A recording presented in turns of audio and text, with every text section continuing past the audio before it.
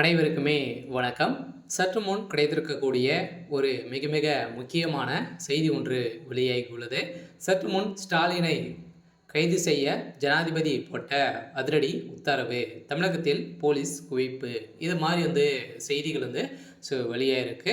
அனைவருக்குமே தெரியும். பார்த்தீங்கன்னா 27ஆம் தேதி பார்த்தீங்கன்னா, விஜய் அவர்கள் பிரச்சாரத்தில் ஈடுபடும்போது திடீர்னு பார்த்தீங்கன்னா, அங்க 39 பேருக்கு மேல பார்த்தீங்கன்னா, திடீர்னு உயிரிழந்த சம்பவம் பரபரப்பை ஏற்படுத்தியிருந்தது. அங்க பார்த்தீங்கன்னா, கூட்ட நெரிசலின் காரணமாக நெறைய மக்கள் பார்த்தீங்கன்னா, குவிந்திருக்கக்கூடிய நிலையில திடீர்னு அந்த கூட்டத்தில் சிக்கி நெறைய பிஞ்சு குழந்தைகள், அதே மாரி நெறைய பேர் பார்த்தீங்கன்னா, இதுல உயிரிழந்த சம்பவத்தின் அடிப்படையில, வழக்கின் அடிப்படையில அதிரடியாக முதல்வர் ஸ்டாலின் அவர்கள் பார்த்தீங்கன்னா, அதிரடியாக டெல்லி மேலிடம் போட்ட அதிரடி உத்தரவின் அடிப்படையில இப்ப அதிரடியாக முதல்வர் ஸ்டாலின் அவர்கள் கைது செய்யப்பட்டிருக்காரு. இப்ப தமிழகத்துல நடத்தக்கூடிய ஆட்சிகள் பார்த்தீங்கன்னா, சரியில்லை அப்படின்ற மாதிரி ஸ்டாலின் ஆட்சிக்கு எதிராக மக்கள் பார்த்தீங்கன்னா, போராட்டத்தில் கரூரில் ஏற்பட்டிருக்காங்க.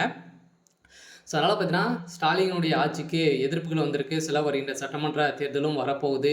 இந்த காலகட்டத்தின் அடிப்படையில் செந்தில் பாலாஜி அவர்கள் செய்த கூட்டு சதியால் பார்த்தீங்கன்னா, இப்போ அதிரடியாக திமுகவுடைய தலைமையகம் ஒரு பலமான ஒரு அடி தான் பார்த்தீங்கன்னா வாங்கியிருக்கு அப்படின்ட்டு சொல்லணும். ஏன் அப்படின்னு பார்த்தீங்கன்னா, அனைவருக்குமே தெரியும். பார்த்தீங்கன்னா, தமிழகத்தில் புதிய கட்சியாக தமிழக வெற்றி கழகம்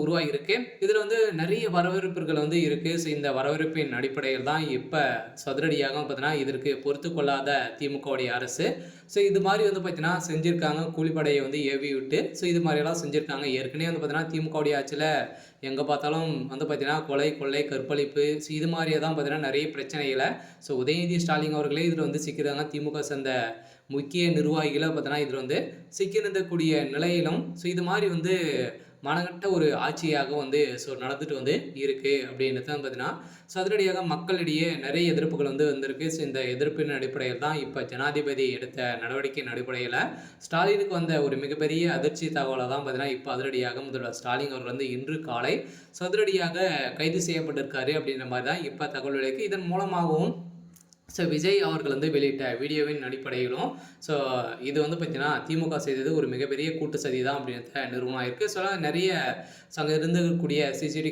காட்சியின் மூலமாகவும் பார்த்தீங்கன்னா, நிறைய வீடியோ வெளியாகிருக்கு. இந்த வீடியோவின் அடிப்படையில் திமுகவுடைய நிர்வாகிகள் பார்த்தீங்கன்னா இறக்கி இது மாதிரி செருப்படித்தும், இது மாதிரி கற்களை எரிந்தும் பார்த்தீங்கன்னா, இது மாதிரி நிறைய சேதங்களை பண்ணியிருக்காங்க.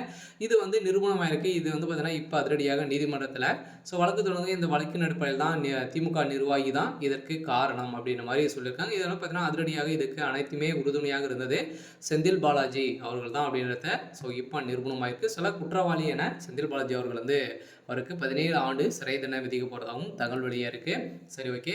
இன்னைக்கான அப்டேட் இதுதான். மறக்காமல் நம்முடைய சேனலை சப்ஸ்கிரைப் பண்ணி சப்போர்ட் பண்ணுங்கள். தேங்க்யூ.